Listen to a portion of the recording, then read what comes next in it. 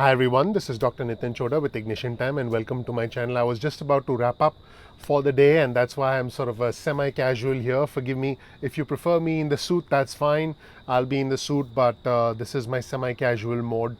And so it was just announced that the Democrats were originally scheduled to vote, but now they have delayed the vote on the updated version of the HEROES Act. Remember that this vote would have been largely symbolic.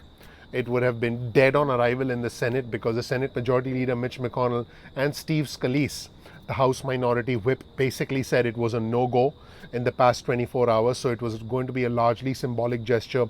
But in a rather interesting turn of events, and this happens in DC.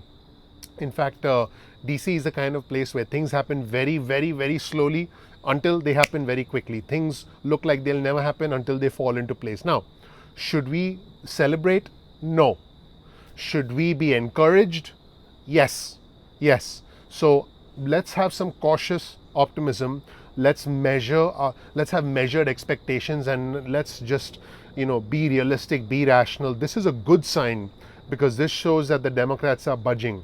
Now, should it be taking so long? Of course not. Should they have come to a decision by now? Yes. But this is what House Speaker Nancy Pelosi said. She said, I quote, this is what Stephen Mnuchin said, I beg your pardon, and I'll get to House Speaker Nancy Pelosi's quote.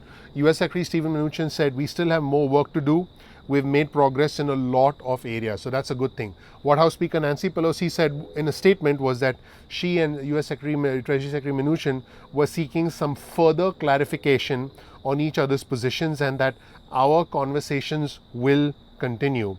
And House Speaker Pelosi said today that the House would vote on the $2.2 trillion Democratic proposal, which she called a proffer. A proffer is essentially an offer prior to a formal negotiation.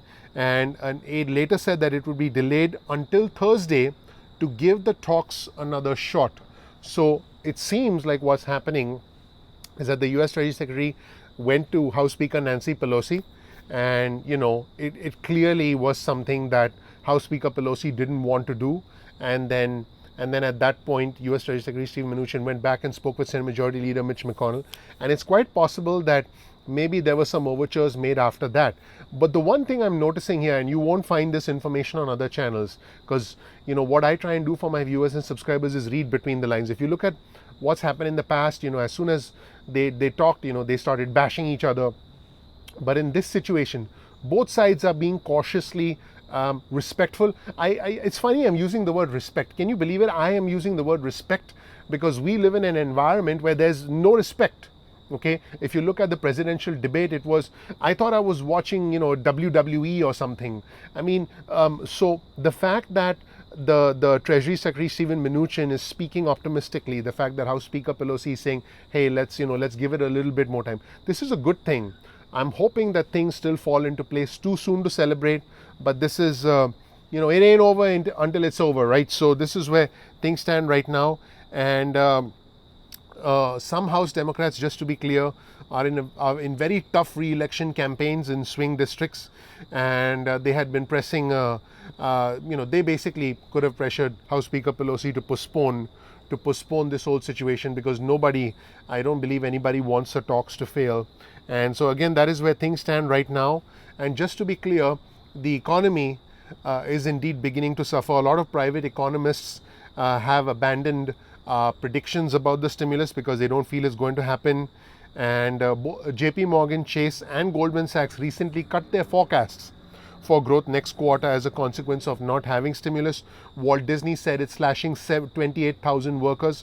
I covered that earlier. American Airlines Group has warned that it could furlough 19,000 employees, while United is planning to cut about 12,000 jobs. And weekly data that is due tomorrow is estimated to show that U.S. unemployment benefit filings, continue to go up.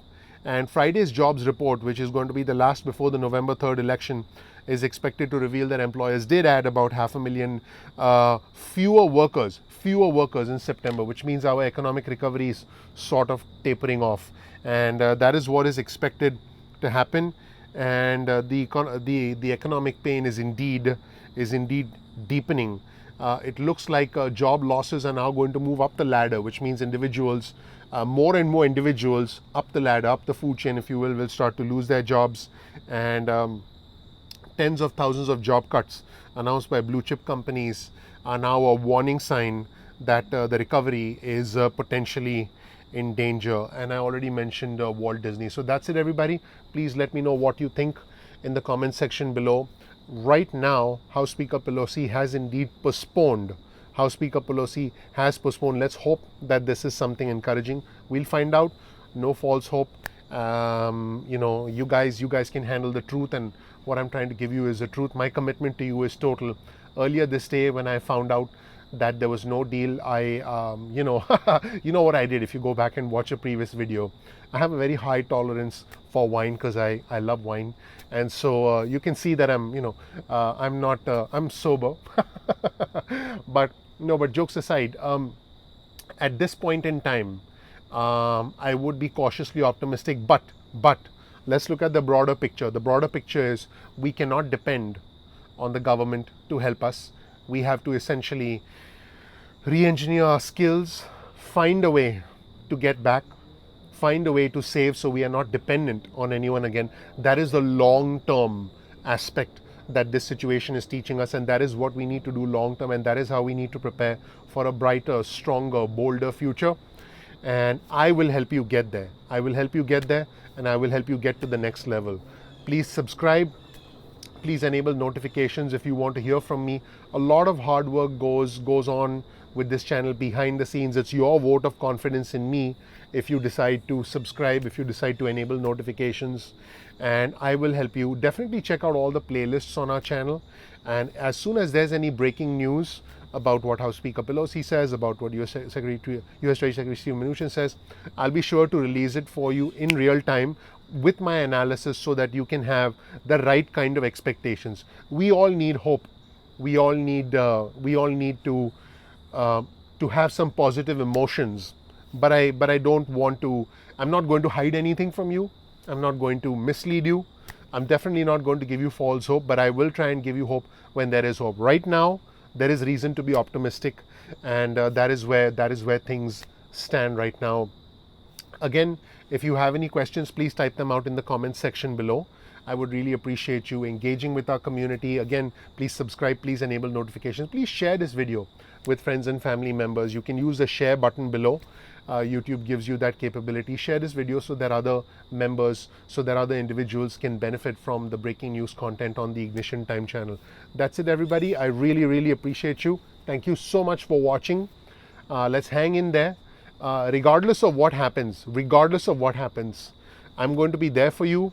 Our journey is going to last many years, and I'm going to help you get to the next level. Thank you so much. I'll see you in the next episode of Ignition Time. Thank you. Bye.